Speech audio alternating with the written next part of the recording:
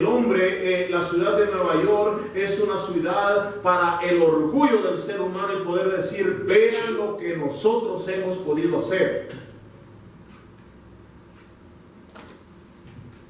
Y lejos, hermanos, de acercarnos a Dios, el hombre se vuelve orgulloso por lo que puede hacer y se ha alejado de Dios, diciendo lo que mi fuerza y mi sabiduría han tenido la capacidad de hacer.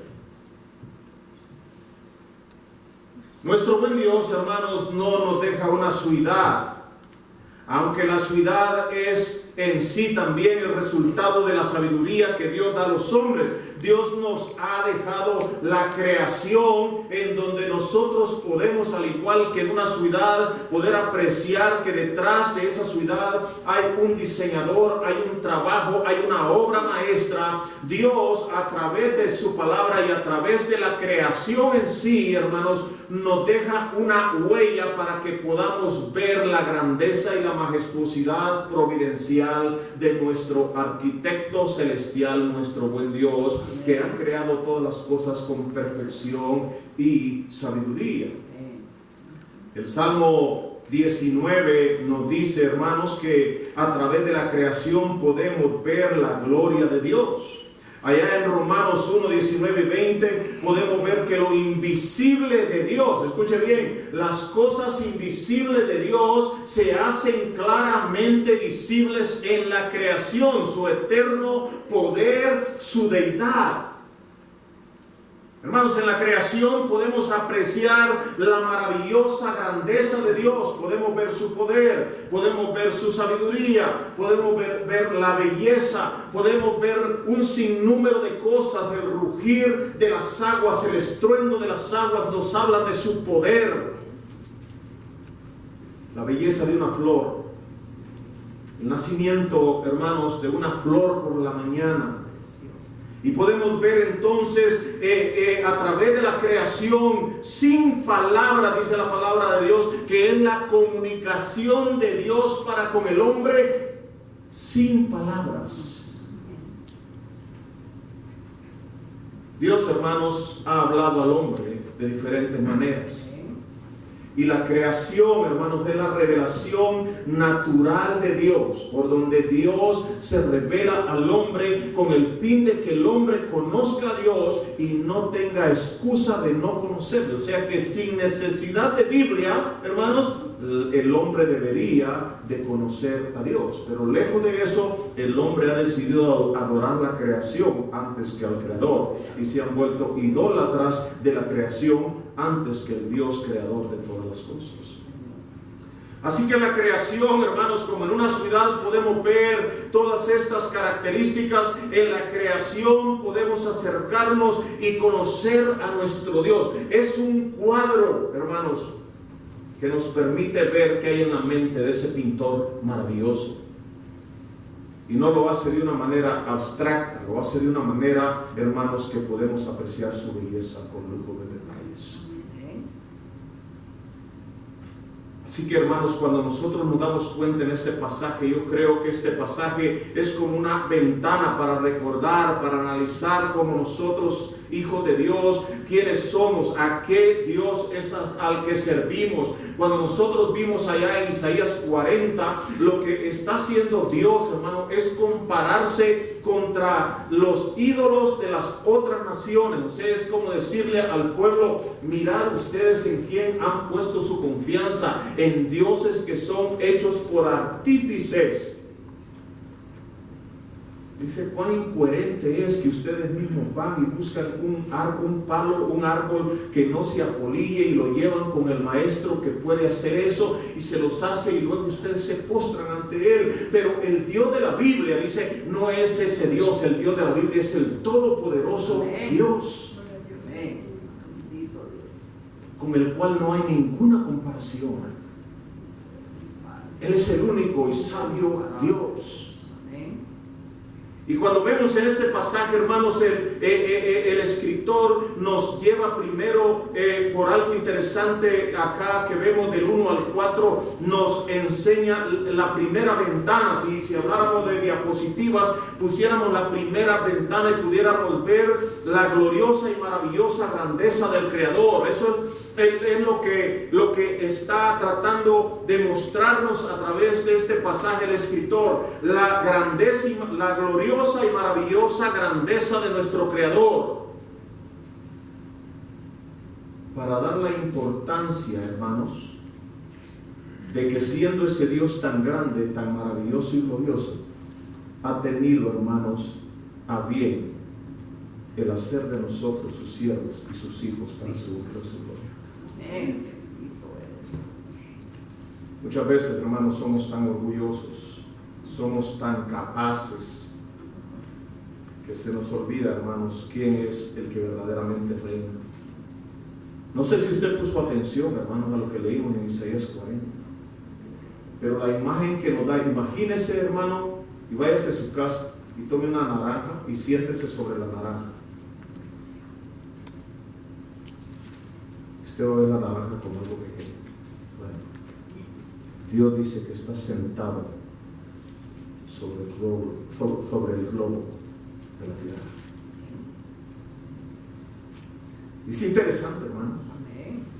Es interesante porque podemos ver a Dios, hermanos, podemos ver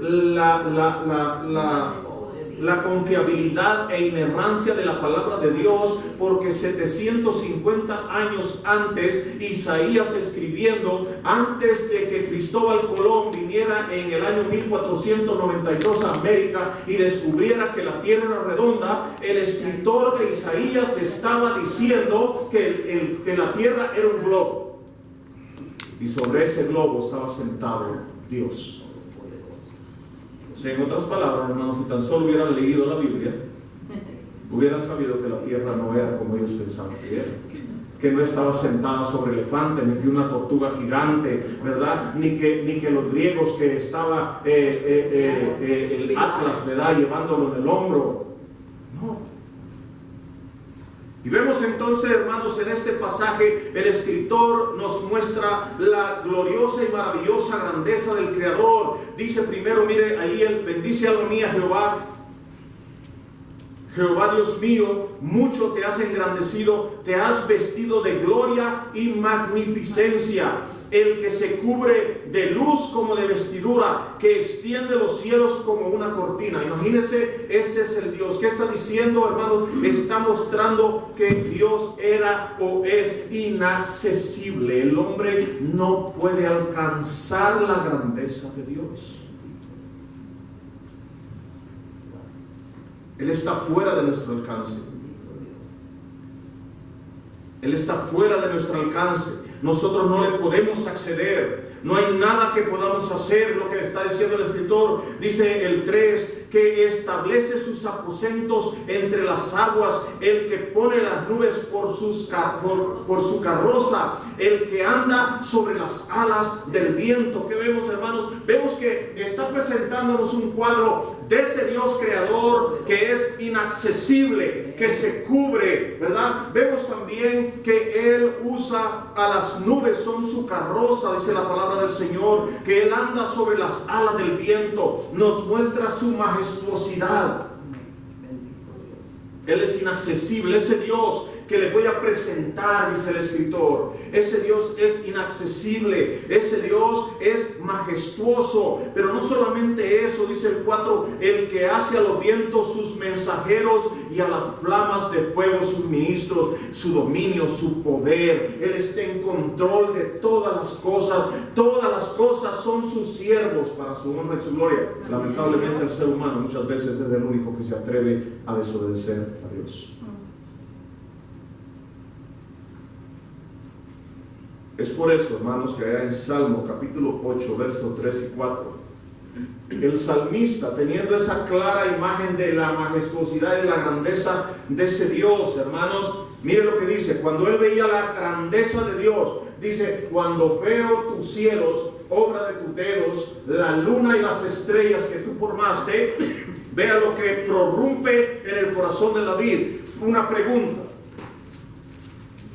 Digo que, ¿qué es el hombre? Señor, si tú eres tan inaccesible, si tú eres tan majestuoso, si tú estás en dominio de todas las cosas y tú haces lo que quieres y haces que las cosas hagan lo que tú quieres, Señor, ¿cómo es posible, Señor, que tú te dignes a agacharte, a bajarte, a humillarte, a condescender?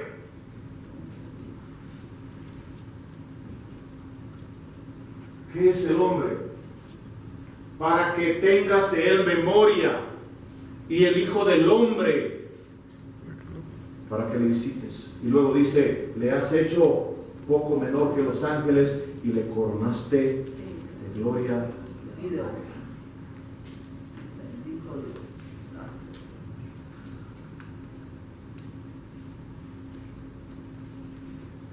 Ese Dios que juntó el polvo con 3 dedos. Ese Dios que a las naciones son como una gota de agua que cae de un cubo. Ese Dios que a las naciones le son como nada, hermanos, sigue estando en control, aun cuando nosotros pensemos que no lo está, aun cuando veamos el caos del mundo a consecuencia de la desobediencia, del pecado y haberle dado la espalda a Dios. Dios sigue estando en control. Y no solamente sigue estando en control, hermanos. Dios se ha humillado para mostrar su amor para usted y para mí. Amén. Bendito Dios.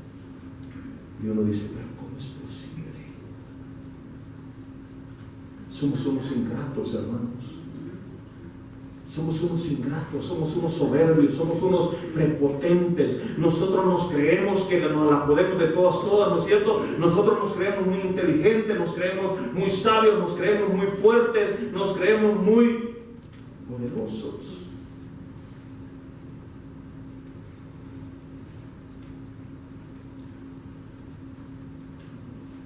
Pero como si esto fuera poco, hermanos, del 5 en adelante nos dice algo maravilloso que ese Dios ha hecho por nosotros. Mire, dice, Él fundó la tierra sobre sus cimientos. Ese Dios inaccesible, majestuoso y poderoso, ese Dios fundó la tierra sobre sus cimientos. No será jamás removida. Hermano, se ha preguntado cómo es posible que la tierra esté colgada sobre la nada, sobre el vacío, y no sea removida.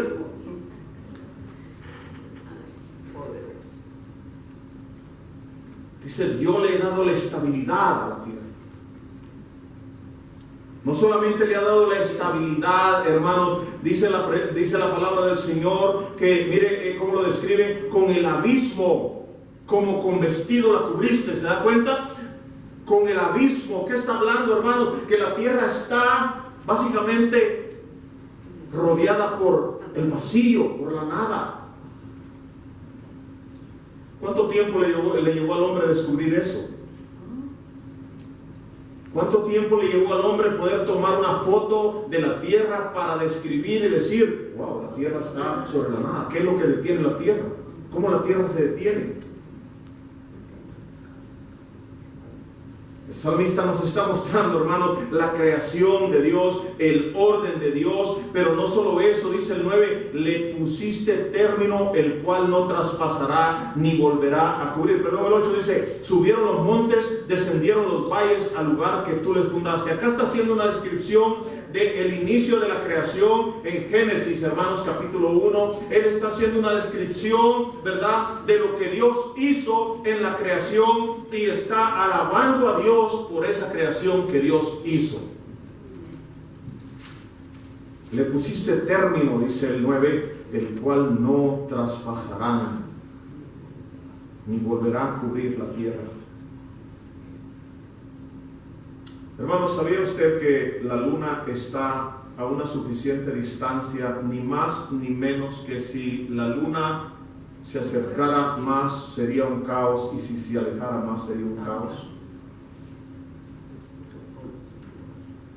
¿Sabía usted que el mar se saldría, sus olas se saldrían?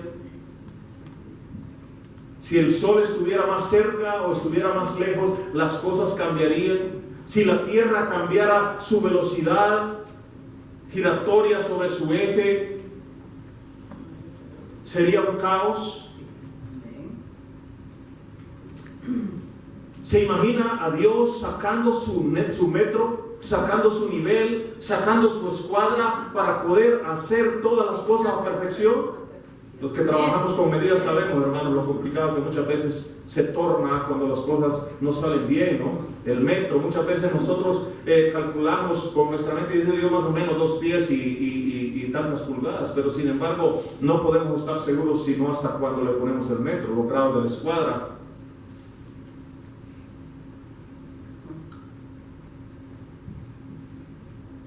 Yo como herrero sé lo que cuesta hacer algo.